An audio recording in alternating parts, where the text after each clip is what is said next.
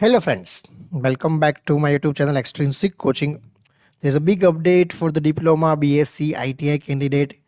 अगर आपने diploma BSc ITI किया हुआ है तो बहुत ही बड़ी opportunity defence research and development organisation DRDO में काम करने के लिए सेप्टम 11 का जो रिक्रूटमेंट है वो आ चुका है फ्रेंड्स।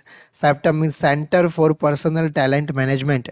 ये जो है ये रिक्रूटमेंट जो है आपके लिए बहुत ही बड़ा अपॉर्चुनिटी है, क्योंकि इसमें एलिजिबिलिटी क्या है वो सब डिटेल में हम बात करेंगे। लेकिन डिप्लोमा BSc ITI किया हुआ है तो ये आपके लिए बहुत ही अच्छा अपॉर्चुनिटी है, क्योंकि अराउंड टोटल जो है 561 वैकेंसीज जो है वो STAB के लिए है, 203 वैकेंसीज जो है वो टेक्नीशियन ये के लिए है। तो दोनों मिला के टोटल 764 पोस्ट के लिए जो है वो आप अप्लाई कर सकते हो। इसमें कौन सी ब्रांच के लिए कितनी वैकेंसीज है, टोटल वैकेंसी कितनी है, पोस्ट वाइज एलिजिबिलिटी क्या होगी, एज लिमिट क्या होगी, सैलरी क्या होगा, सिलेक्शन प्रोसेस क्या होगा, कैसे अप्लाई करना है, ये सारी जो है आज इस वीडियो में हम डिटेल में बात करने वाले हैं। अगर अगर आपने अब तक इस वीडियो को लाइक नहीं किया है तो फटाफट लाइक कर दीजिए, चैनल को सब्सक्राइब नहीं किया तो फटाफट सब्सक्राइब कर दीजिए, और ये वीडियो जो है अपने फ्रेंड्स के साथ शेयर करना मत भूलना फ्रेंड्स। तो चलिए बात करते हैं इस एडवर्टाइजमेंट नंबर सेप्टम 11 के बारे में। इसका इंपॉर्टेंट डेट्स के बारे में सबसे पहले बात कर लेते हैं।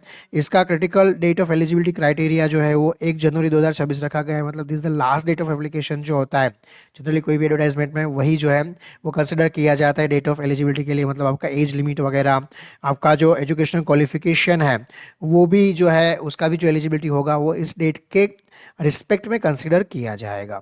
Opening date of online application जो है वो 11 दिसंबर 2025 मतलब स्टार्ट हो चुका है। लास्ट डेट का वेट मत करो फ्रेंड्स। अगर आपको अप्लाई करना ही है तो फटाफट जो है वो अप्लाई कर दीजिए। कैसे अप्लाई करना है, कहाँ पे जाके अप्लाई करना है, सारी डिटेल में हम इस वीडियो में आज बात करने वाले हैं। लास्ट डेट पहले भी मैंने आपको बताया 1 जनवरी 2026 है। 3/1/2026 तक आप एप्लीकेशन फ़ी पेमेंट कर पाओगे, और करेक्शन विंडो जो है 4 जनवरी से 6 जनवरी तक ओपन रहेगा। एग्जाम डेट अभी अनाउंस नहीं हुआ है, वो बाद में अनाउंस होगा। बात करते हैं इसमें एजुकेशन क्वालिफिकेशन रिक्वायरमेंट की फ्रेंड्स, जो सबसे इंपॉर्टेंट है। सबसे पहले सैलरी की बात करते हैं, जो सबसे चिंता रहती है कि कितना सैलरी मिलेगा, है ना। सैलरी बहुत ही अच्छा मिलेगा फ्रेंड्स। 7 CPC के अकॉर्डिंग अगर बात करें, देखो अभी 8 CPC भी आने वाला है। मतलब ये रिक्रूटमेंट खत्म होगा तब तक 8 CPC भी आ जाएगा। जो भी मैं बता रहा हूँ आपको उससे ज़्यादा ही सैलरी आपको मिलेगा। मतलब पे मैट्रिक्स लेवल 6 पे 35,400 से लेके 1,12,400 तक का जो है ये बैंड है पे मैट्रिक्स लेवल 6। उसके तहत आपको सैलरी दिया जाएगा। अगर 50% DA और बाकी HRA और जो भी अलाउंसेस सब मिला के अगर बात करें फ्रेंड्स यहाँ पे, तो मिनिमम 60,000 जो है सैलरी आपका होगा। फिर प्लस टू पोस्टिंग पे डिपेंड रहता है। 60,000 प्लस तो आपका सैलरी होगा ही होगा। अगर आपको अच्छे सिटी में पोस्टिंग मिलता है तो आपका सैलरी इससे भी ज़्यादा हो सकता है फ्रेंड्स। STAB की हम बात कर रहे हैं अभी। यहाँ पे एजुकेशनल क्वालिफिकेशन में आपका BSc डिप्लोमा मांगा गया है। रिस्पेक्टिव पोस्ट जो हम नीचे टेबल में बात करेंगे, उसकी जो पोस्ट है उसका आपको BSc डिप्लोमा अगर आपने किया हुआ है तो आप एलिजिबल हो। अगर देखो यहाँ पे आपका एग्ज़ाम देना बाकी है, आप फाइनल ईयर में हो और आपका अभी तक डिग्री आपके हाथ में आया नहीं है, मतलब 1 जनवरी से पहले अगर हाथ में आने वाला भी नहीं है तो आप एलिजिबल नहीं हो। हाँ, मतलब आप अप्लाई नहीं कर सकते। फाइनल एग्जामिनेशन अवेटेड है तो आप अप्लाई नहीं कर सकते। और दूसरा यहाँ पे दिया हुआ है कि आपने मास्टर ऑफ साइंस किया है, डॉक्टर ऑफ फिलोसॉफी किया है, BTech किया हुआ है, BE किया हुआ है, कोई भी डिसिप्लिन में, तो भी आप एलिजिबल नहीं हो। अगर आपने डिप्लोमा कंप्लीट करने के बाद भी अगर BE कंप्लीट किया हुआ है तो आप यहाँ पे एलिजिबल नहीं हो। क्लियरली लिखा हुआ है फ्रेंड्स, देखिए, please note that candidate possessing the higher qualification as on crucial date of eligibility shall not be consider for the recruitment. तो सिर्फ और सिर्फ डिप्लोमा के लिए ही आपने मतलब एलिजिबिलिटी है। डिप्लोमा किया, BSc किया है तभी एलिजिबल हो आप। आपने MSc किया हुआ है या कोई भी हायर डिग्री मतलब PhD किया हुआ है, कुछ भी किया हुआ है, आप एलिजिबल नहीं हो फ्रेंड्स। तो डिप्लोमा के लिए बहुत ही अच्छा अपॉर्चुनिटी है। जो सिर्फ डिप्लोमा कर रखा है, सिर्फ उन लोगों के लिए ये रिक्रूटमेंट है, या सिर्फ BSc कर रखा है उन लोगों के लिए रिक्रूटमेंट है फ्रेंड्स। बात करते हैं वैकेंसी की, तो देखिए यहाँ पे डिटेल में पूरा टेबल दिया हुआ है कि कितनी वैकेंसीज जो है SC ST OBC EWS UR के लिए है। सारी इंजीनियरिंग ब्रांच जो है उसके लिए कितना वैकेंसीज है डिटेल में यहाँ पे टेबल में आप देख सकते हो। कंप्यूटर साइंस के लिए अच्छा वैकेंसी है, टोटल 160 वैकेंसी है फ्रेंड्स। इसी वालों के लिए 11 है, इलेक्ट्रिकल वालों के लिए 47 है। इलेक्ट्रॉनिक्स इंजीनियरिंग और इलेक्ट्रॉनिक्स कम्युनिकेशन EC जो है, ठीक है, यहाँ पे सिर्फ और सिर्फ है इलेक्ट्रिकल एंड इलेक्ट्रॉनिक्स इंजीनियरिंग, उसके लिए 11 है। लेकिन ईसी जो है इलेक्ट्रॉनिक्स कम्युनिकेशन इंजीनियरिंग जो रहता है टेलीकम्युनिकेशन के, उसके लिए 111 वैकेंसी है फ्रेंड्स। जियोलॉजी के लिए एक, इंस्ट्रूमेंटेशन इंजीनियर के लिए 6 वैकेंसी है। आईसी और इलेक्ट्रॉनिक्स किया हुआ है, मतलब इंस्ट्रूमेंटेशन इलेक्ट्रॉनिक्स किया है तो 2। सारी ब्रांच के लिए देखिए अलग से वैकेंसी दिया है, तो मतलब आपको कोई एलिजिबिलिटी ब्रांच वगैरह का यहाँ पे कंफ्यूजन नहीं है। Library science, mathematics, mathematical engineering, metrological physics, यहाँ पे भी देखो कंबाइन है, सिर्फ फिजिक्स नहीं है आपका। और आपने पीसीएम किया हुआ है तो भी आप एलिजिबल नहीं है, इसके बारे में हम बात करेंगे। यहाँ पे एलिजिबिलिटी क्लियरली मेंशन किया हुआ है, आपका बीएससी इन मैथ्स होना चाहिए, बीएससी इन फिजिक्स होना चाहिए, बीएससी इन साइकोलॉजी होना चाहिए, तभी जो है आप एलिजिबल हो। यहाँ पे डिप्लोमा है मैथ मैकेनिकल इंजीनियरिंग में, तभी आप एलिजिबल हो। देखिए यहाँ पे जो है मैकेनिकल इंजीनियरिंग के लिए क्लियर लिखा हुआ है, मैथमेटिक्स के लिए बीएससी इन मैथमेटिक्स है, तभी आप एलिजिबल हो। क्लियर बताया हुआ है कि एलिजिबिलिटी क्राइटेरिया क्या है, इसमें कोई भी कंफ्यूजन यहाँ पे इन लोगों ने रखा नहीं है फ्रेंड्स। टेक्नीशियन की बात करें तो टेक्नीशियन का पे मैट्रिक्स लेवल 2 है, मतलब 19,900 से 63,200 तक 7 सीपीसी के अकॉर्डिंगली। अगेन ये सैलरी बात करें टोटल अराउंड तो 35,000 प्लस सैलरी होता है। ठीक है, ये भी अच्छा सैलरी है फ्रेंड्स, सारा अलाउंस सब वगैरह मिला लो। फिर अगेन जैसे मैं बोल रहा हूँ, गवर्नमेंट जॉब में प्लेस ऑफ पोस्टिंग वगैरह के अकॉर्डिंगली अलाउंस मिलता है, तो एक्स्ट्रा अलाउंसेस मिलेंगे आपको। यहाँ भी अगेन देखो हायर क्वालिफिकेशन जो है वो एलिजिबल नहीं है। यहाँ पे जो है आपका जो पोस्ट कोड है उसके सामने जो एलिजिबल आपका जो एजुकेशन क्वालिफिकेशन लिखा हुआ है वो अगर आप पजेस करते हो तभी आप, मतलब वो आपने किया हुआ है तभी आप जो है अप्लाई कर पाओगे। आपका डिग्री लेना बाकी है, फाइनल एग्जामिनेशन अवेटेड है तो भी आप एलिजिबल नहीं हो, और उसमें कोई भी हायर क्वालिफिकेशन आपने लिया हुआ है तब भी आप एलिजिबल नहीं हो। ठीक है, देखिए यहाँ पे ये सारी बुक बाइंडर और सब आईटीआई 10th क्लास इक्विवेलेंट और आईटीआई इक्विवेलेंट सारी पोस्ट है। हाँ, ये सारे जितने भी कोपा वगैरह जितने भी पोस्ट है, हाँ आपका मैकेनिकल इलेक्ट्रिशियन, इलेक्ट्रॉनिक्स वगैरह सब में, इन सब में जो एलिजिबिलिटी है क्लियरली मेंशन है, आपका आईटीआई होना चाहिए। इसमें डिप्लोमा भी एलिजिबल नहीं होगा, इसमें सिर्फ ट्यूनर, वेल्डर सब में आईटीआई एलिजिबल है। वैकेंसीज कितनी है वो भी सामने लिखा हुआ है। टेक्नीशियन के लिए वैकेंसीज कितनी है, एसटीएबी के लिए वैकेंसीज कितनी है, इट क्लियरली जो है मेंशन है, एजुकेशन क्वालिफिकेशन क्लियरली मेंशन है। ये सब डाउट पूछते रहते हैं सर इसमें ये एलिजिबल होगा, एलिजिबल होगा, क्योंकि सारे रिक्रूटमेंट में ऐसा क्लियर मेंशन करते नहीं, इसमें क्लियरली मेंशन किया हुआ है कौन एलिजिबल है और कौन एलिजिबल नहीं है। सर्विस कंडीशन और रिन्यूमरेशन की बात की, देखिए यहाँ पे आपको 7 सीपीसी के अकॉर्डिंगली मिलेगा, मैंने आपको बता दिया। एसटीएबी है तो 60,000 प्लस, टेक्नीशियन के लिए अप्लाई करो 35,000 प्लस सैलरी जो है इन हैंड आपको मिलने वाला है। बट जो आपका पोस्टिंग एंड प्रेफरेंस होगा, हाँ वो जो भी होगा आपका मिनिमम 5 साल के लिए फर्स्ट प्लेस ऑफ पोस्टिंग में आप लोग जो है सर्व करना पड़ेगा, उसके लिए बाद ट्रांसफर के लिए अप्लाई कर सकते हो। और उसके बाद अप्लाई करने से ट्रांसफर नहीं हो जाता, उसके बाद जहाँ भी डीआरडीओ के इंटरेस्ट में वो लोग करना चाहते हैं वहाँ पे आपका ट्रांसफर कर सकते हैं, ऐसा भी क्लियरली यहाँ पे बताया गया है। एलिजिबिलिटी एज लिमिट की बात करें तो देखिए 18 से 28 ईयर, यहाँ पे मतलब 18 ईयर टू 28 ईयर, ये जो है एलिजिबिलिटी है as on the 1 January 2026। Again हाँ, आपका डिग्री जो है आपके पास होना चाहिए। और रिलैक्सेशन कितना है, ओबीसी के लिए 3 साल, एससी/एसटी के लिए 5 साल, पीडब्ल्यूआर के लिए 10 साल, पीडब्ल्यूडी प्लस ओबीसी है तो 13 साल, पीडब्ल्यू एससी/एसटी है तो 15 साल रिलैक्सेशन है। हाँ, डिपार्टमेंट कैंडिडेट जिसका 3 साल कंटिन्यूअस सर्विस है सेंट्रल गवर्नमेंट में फॉर एसटीएबी, मतलब डिपार्टमेंटल, मतलब एसटीएबी पे ऑलरेडी जो काम पहले कर रहे हैं, मतलब उससे या नीचे की पोस्ट में जो काम कर रहे हैं डिपार्टमेंट में, डीआरडीओ में या सेंट्रल गवर्नमेंट में, उसके लिए 5 साल का जो है रिलेक्सेशन दिया हुआ है। बाकी सब up to 40 years, up to 45 year SC ST वाले और टेक्नीशियन ए के लिए अप टू 40 ईयर्स जो है अप्लाई कर सकते हैं, क्लियरली मेंशन किया गया है। ठीक है, आगे जो है हम बात करें डिटेल में इस रिक्रूटमेंट की तो क्वालिफिकेशन वगैरह हम सब बात कर लिए। यहाँ पे जो ये विज़न है, क्लियर विजन भी होना चाहिए, देखिए मेडिकल फिटनेस भी होना चाहिए तभी आप अप्लाई कर सकते हो। नाइट ब्लाइंडनेस है, कलर ब्लाइंडनेस है, तो ये सब जो है ये कंसिडरेशन ऑफ सिलेक्शन के लिए नहीं गिना जाएगा, मतलब जो है आपका नहीं अप्लाई कर सकते ये सब चीज़ें हैं। तो ये डिस्टेंस विजन, नियर विजन है, ये भी देख लीजिएगा। काफ़ी लोगों को एग्जाम की प्रिपरेशन करते हैं, बहुत ही प्रिपरेशन करके पास हो जाते हैं, बाद में पता चलता है। जब भी आप कोई भी एग्जामिनेशन के लिए अप्लाई करो फ्रेंड्स, उसका नोटिफिकेशन डिटेल में एक बार ज़रूर पढ़ लो, जो जनरली लोग पढ़ते नहीं, जनरली स्टूडेंट पढ़ते नहीं हैं। हाँ, इसीलिए ये वीडियोस बना के जो है अवेयरनेस करना, फैलाना पड़ता है कि देखिए अप्लाई मत कीजिए। काफ़ी अभी भी इतना बोलने के बाद भी, इतना कहने के बाद भी काफ़ी लोग वीडियो भी बनाएंगे, काफ़ी लोग देखेंगे, फिर भी काफ़ी बीटेक वाले अप्लाई करेंगे। और फिर तैयारी भी करेंगे और फिर पास हो जाएंगे, फिर पता चलेगा अरे हम तो एलिजिबल ही नहीं थे। क्यों करना है जब आपको क्लियर पता है नहीं है? तो देखिए ये सब चीज़ें डिस्टेंस विजन, नियर विजन जो भी है, ये सब चीज़ें आपको पता होनी चाहिए क्लियरली कि आप जो है अगर इस क्राइटेरिया में फिट बैठते हो तो भी आप एलिजिबल हो, बाकी तैयारी करके कोई फायदा नहीं है इसका। नेक्स्ट अगर बात करें रिजर्वेशन की, रिलैक्सेशन बेनिफिट की, तो हमने ऑलरेडी बात की ओबीसी के लिए जो रिलैक्सेशन है वो क्या है, पीडब्ल्यूडी के लिए जो रिजर्वेशन क्या है, वैकेंसी में भी क्लियरली लिखा हुआ है। आगे हम डिटेल में बात करते हैं। देखिए कितना एप्लीकेशन फ़ी है। हाँ, तो यूबीसी, यूआर, ईडब्ल्यूएस या एमएसपी में आप आते हो तो 250 एप्लीकेशन फ़ी है। हाँ, जो रिफंडेबल फ़ी है वो 500 यहाँ पे होगा। ठीक है, टोटल फीस जो है मतलब आपको 750 जो है आपको पे करना है। रिफंडेबल फी 500 जो रिफंड होगा वंस आप टायर 1 में अपीयर करते हो। कि काफ़ी लोग क्या करते हैं, फॉर्म फिल करते हैं फिर एग्जाम देने नहीं जाते, इसलिए अभी ये नया चालू किया है।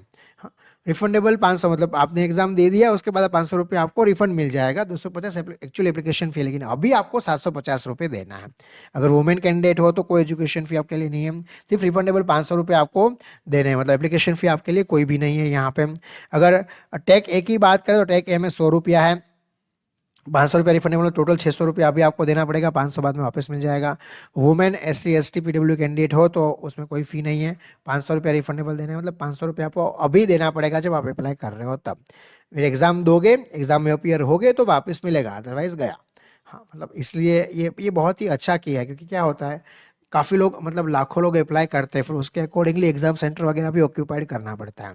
फिर क्या होता है कि पूरे एग्जाम सेंटर में जब देखेंगे तब कि जैसे एग्जाम सेंटर में 45 स्टूडेंट्स एक ब्लॉक में एलिजिबल है बैठने के लिए, तो उसमें से सिर्फ 15-20 ही आएंगे, बाकी के 35 आएंगे ही नहीं। तो वो पूरा टाइम वेस्ट हुआ, वो पूरा मतलब आप देखो तो पैसा भी बर्बाद हुआ।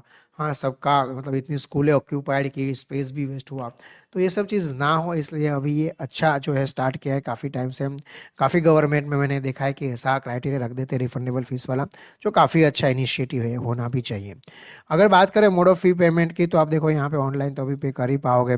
हाँ, कोई भी अगर रिफंड वगैरह में इश्यू आता है आपके फीस में, तो इसमें सेप्टम क्लियरली बोल रहा है हमारा कोई जिम्मेदारी नहीं है। करेक्शन ऑफ एप्लीकेशन भी आप कर पाओगे। एग्जामिनेशन सिटीज़ यहाँ पे दिए हुए हैं, आप देख लो कौन सा सिटी जो है आपके नज़दीक वाला है, तो जहाँ पे जाकर आप एग्ज़ाम दे पाओ। टोटल 77 सिटीज़ यहाँ पे दिए हुए हैं, जो भी नज़दीक वाला हो आपको एक सेंटर ऑफ एग्जामिनेशन चूज़ करना होगा जब आप अप्लाई करो तब। तो उसके अकॉर्डिंगली आप चूज़ करना जहाँ पे आपका सबसे नियरेस्ट स्टेशन हो, तो वहाँ पे जाकर आप एग्ज़ाम जो है दे पाओ। कैसे अप्लाई करना है, ऑनलाइन अप्लाई करना है हम बात करते हैं फ्रेंड्स। देखिए यहाँ पे ऑनलाइन अप्लाई करने के लिए सेप्टम का जो साइट है वहाँ जाना है। देखो काफ़ी लोग गूगल में सर्च करेंगे, इधर उधर की लिंक आएंगे, क्योंकि बहुत सारे एडवर्टाइजमेंट लोग करके रखते हैं तो पता नहीं चलता है। तो हम DRDO के ऑफिशियल साइट पे जाते हैं फ्रेंड्स। देखिए DRDO का ऑफिशियल साइट है, यहाँ पे आप जाओगे drdo.gov.in पे, तो यहाँ पे चैप्टर 11 एडवर्टाइजमेंट जो है वो क्लियरली लिखा हुआ है, उस पर क्लिक करोगे तो यहाँ पे जो है आपको लिंक टू अप्लाई जो है, click here to apply visit link, ये आपको मिल जाएगा। यहाँ पे सब कुछ मिल जाएगा। ये जो मैं एडवर्टाइजमेंट अभी आपको दिखा रहा हूँ हिंदी में, इंग्लिश में, दोनों लैंग्वेज में है। अभी हमें इंग्लिश में ओपन करके रखा हुआ है। यहाँ पे देखो इंपॉर्टेंट रिक्रूटमेंट एडवाइजरी क्या है वो भी मिल जाएगा, कैसे अप्लाई करना है। फ्रिक्वेंटली आस्क्ड क्वेश्चन जो जनरली स्टूडेंट्स पूछते हैं उसके एक अलग से PDF है, वो भी आपको मिल जाएगा। देखिए यहाँ पे आपको क्लिक हियर टू अप्लाई करना है, इस पर आप क्लिक करोगे तो ये वाला लिंक जो है ओपन हो जाएगा। Application for the septum 11 advertisement आप अप्लाई कर सकते हो। यहाँ पे अगेन रिफर एडवर्टाइजमेंट वगैरह यहाँ पे क्लिक करने का ऑप्शन दिया हुआ है। रिव्यू रजिस्ट्रेशन के लिए आपको यहाँ पे क्लिक करना है। जैसे ही आप क्लिक करोगे तो यहाँ पे जो है ये साइट जो है cdn.digialm.com, इस साइट से आप डायरेक्टली जो है ऑनलाइन अप्लाई कर सकते हो। रजिस्ट्रेशन के लिए यहाँ पे क्लिक करना है, और रजिस्टर कर लिया है तो यहाँ पे लॉगिन करके भी आप देख पाओगे। क्लियरली लिखा हुआ है लास्ट डेट जो है 1 जनवरी है, तो इससे पहले अप्लाई कर देना फ्रेंड्स। अप्लाई करने में कोई भी दिक्कत आ रही है, कुछ भी समझ में नहीं आ रहा है, तो आप मुझे कमेंट सेक्शन में कमेंट करके जरूर पूछ सकते हो। कुछ फ्रिक्वेंटली आस्क्ड क्वेश्चन की फटाफट बात कर लेते हैं जो काफ़ी लोग को डाउट होता है। देखिए यहाँ पे अगेन मैंने एक बार बता दिया, रिपीट कर रहा हूँ मैं, क्लियर लिखा है कि देखो यहाँ पे आई possess the minimum relevant EQR and also pursuing BE, BTech, MSc, PhD on crucial date of eligibility। तो क्या आप अप्लाई कर सकते हो सेप्टेम्बर 11 में? बिल्कुल कर सकते हो। अगर आप पजेस कर रहे हो, आपको सिर्फ डिटेल्स देना है हायर क्वालिफिकेशन जो परस्यू कर रहे हो उसका, बाकी आप अप्लाई कर सकते हो। लेकिन अगर आपने कंप्लीट कर लिया है BE, BTech, MSc, PhD वगैरह on crucial date of eligibility, मतलब 1 जनवरी 2026 से पहले आपने कंप्लीट कर लिया है तो आप एलिजिबल नहीं हो। हाँ, डिप्लोमा करने के बाद भी अगर डिग्री किया है तब भी आप एलिजिबल, डिग्री कंप्लीट हो चुका है तो आप एलिजिबल नहीं हो, डिग्री कर रहे हो तो आप एलिजिबल हो, मतलब हायर क्वालिफिकेशन अभी परस्यू कर रहे हो तो एलिजिबल हो, हायर क्वालिफिकेशन कंप्लीट हो गया है तो एलिजिबल आप बिल्कुल भी नहीं हो। दूसरा, बीएससी वाले भी काफ़ी पूछते हैं, क्योंकि लास्ट ईयर मैंने देखिए सेप्टेम्बर 10 जब आया था तब ऑनलाइन पूरा फ्री में पढ़ाया हुआ है, आपका जो भी CBT 1 का कोर्स है ना वो पूरा फ्री में मैंने पढ़ाया हुआ है। आपको मेरे यूट्यूब चैनल पे सारे प्लेलिस्ट मिल जाएंगे, जनरल साइंस का, आपको एप्टीट्यूड रीजनिंग का और सबका जो भी रिक्वायरमेंट है सेप्टेम्बर 1 के प्रिपरेशन के लिए। तो यहाँ पे काफ़ी लोग मुझे उस टाइम बार बार पूछते थे, क्लियर लिखा हुआ है देखिए, अगर आपने बीएससी डिग्री किया है और कॉम्बिनेशन ऑफ सब्जेक्ट है PCM, PCB, CBZ, PC, PMCS, PM वगैरह, तो आप एलिजिबल नहीं हो। आपका जो बीएससी का डिग्री जो है वो डिसिप्लिन में ही होना चाहिए, clearly BSc in physics, BSc in chemistry, BSc in maths ही होना चाहिए, तभी आप एलिजिबल हो। आपने कॉम्बिनेशन ऑफ डिग्री किया हुआ है तब भी आप एलिजिबल नहीं हो फ्रेंड्स। और आपका एप्लीकेशन जो है वो डेट ऑफ बर्थ जो है वो मैट्रिकुलेशन सर्टिफिकेट जो आपका है उसी से कंसीडर किया जाएगा। आधार कार्ड और कोई अदर आईडी से अगर आप डेट ऑफ बर्थ जो है दिखा रहे हो तो वो भी एलिजिबल नहीं है।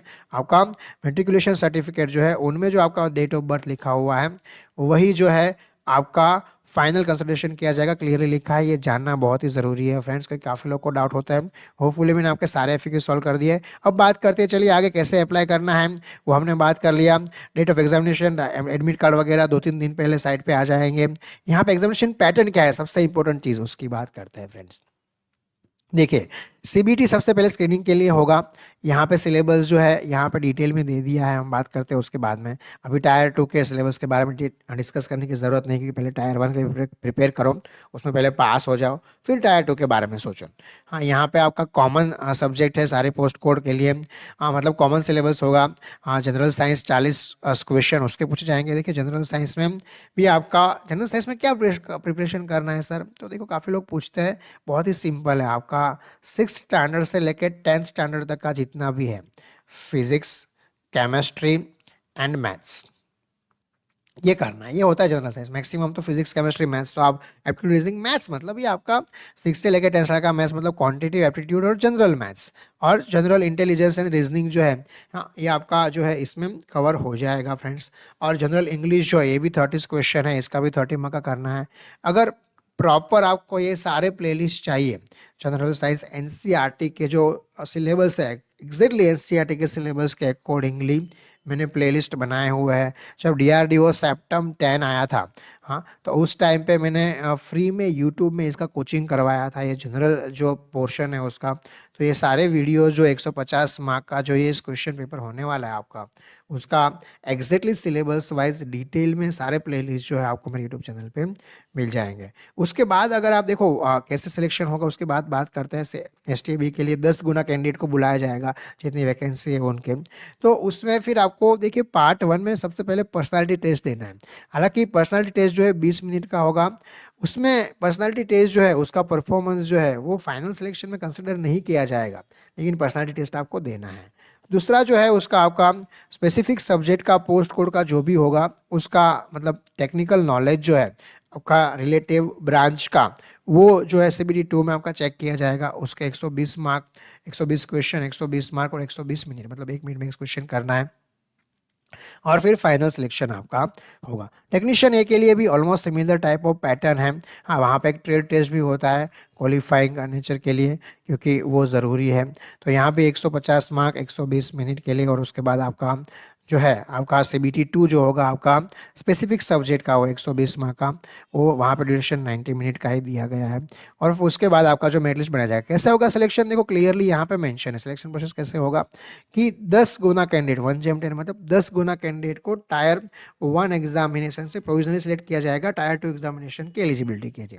और फिर जो भी टायर 2 एग्जामिनेशन का आपका रिजल्ट होगा, हाँ, प्रोविजनल सिलेक्शन जो होगा वो आपका टायर 2 एग्जामिनेशन का जो रिजल्ट होगा उसके बेस पे किया जाएगा। यहाँ पे क्लियर लिखा हुआ है, based on the tier 2 merit list candidate for eligible are primary document scrutiny भी होगा उसका, मतलब प्रीलिमिनरी डॉक्यूमेंट स्क्रूटिनी, और उसके बाद जो है प्रोविजनली सिलेक्शन जो है अकॉर्डिंग टू पोस्ट कैटेगरी, सब कैटेगरी जो होगा उसका अकॉर्डिंगली होगा। सेम टेक्नीशियन ए के लिए भी ऐसा है। देखिए, CBT 1 जो है सिर्फ और सिर्फ आपका जो है क्वालिफिकेशन टेस्ट है, ऐसा भी आप बोल सकते हो। CBT 1 का जो फाइनल जो मेरिट लिस्ट बनेगा उसमें कंसिडरेशन नहीं है। यहाँ पे 15 गुना कैंडिडेट को बुलाया जाएगा, ट्रेड टेस्ट के लिए 8 गुना कैंडिडेट को बुलाया जाएगा।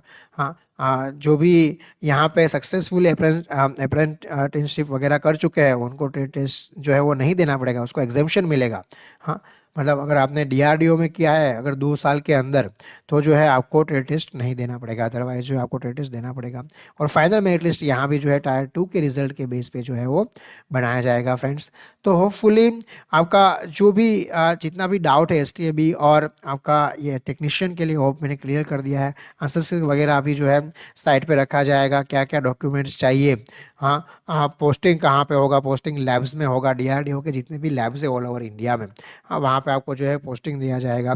डॉक्यूमेंट वेरिफिकेशन वगैरह करवाना ज़रूरी है। पूरा नोटिफिकेशन डिटेल में फ्रेंड्स पढ़ लेना, इसमें सारी चीज़ें जो है क्लियरली मेंशन है। देखो आपको क्लियरली जो है बोला गया है कि बिफोर अप्लाइंग जो है आप एडवर्टाइजमेंट, एफएक्यू और कैसे अप्लाई करना है सब कुछ डीआरडीओ की साइट पे अवेलेबल है, आप आराम से पढ़ सकते हो। ठीक है, कोई प्रिंटेड कॉपी एप्लीकेशन आपको भेजना नहीं है सिस्टम पे, ऑनलाइन ही अप्लाई करना है। आपका आईडी प्रूफ जो है रिसेंटली जो भी अपडेट होगा वो आपको देना है यहाँ पे। तो ये सारी चीज़ें जो है इंस्ट्रक्शन है, पहले पढ़िए और उसके बाद जो है अप्लाई कर लीजिए ऑनलाइन लास्ट डेट से पहले। और ये सब मतलब ऑनलाइन अप्लाई करने के बाद भी आपको कुछ भी समझ में नहीं आ रहा है या कोई भी डाउट रह रहा है तो आप मुझे कमेंट सेक्शन में कमेंट करके ज़रूर पूछ सकते हो फ्रेंड। लेकिन अगर आपने, मैं फिर से रिपीट कर रहा हूँ, सिर्फ डिप्लोमा किया हुआ है, आईटीआई किया हुआ है या तो बीएससी किया हुआ है, तो गवर्नमेंट ऑफ इंडिया में डायरेक्टली डिफेंस मिनिस्ट्री में जॉब करने का बहुत ही अच्छा अपॉर्चुनिटी है फ्रेंड्स। तो इसको जो है बिल्कुल गंवाना मत। अगेन पूरा ऑफिशियल नोटिफिकेशन रीड कर लेना, कुछ भी डाउट है, कुछ भी समझ में नहीं आ रहा है तो कमेंट में आप कमेंट करके, मतलब कमेंट सेक्शन में कमेंट करके पूछ सकते हो। यहाँ पे अगर आपको ऐसा लगे कि ये वीडियो से आपको थोड़ा बहुत हेल्प मिला है तो लाइक ज़रूर कर दीजिए, अपने फ्रेंड्स के साथ शेयर कीजिए जो भी प्रिपरेशन कर रहे हैं डीआरडीओ के एग्ज़ाम के लिए, और इस यूट्यूब चैनल को सब्सक्राइब कर दीजिए क्योंकि ऐसे ही नोटिफिकेशन वगैरह जो है मैं आपके लिए लाता रहता हूँ friends. Thank you for watching this video. धन्यवाद।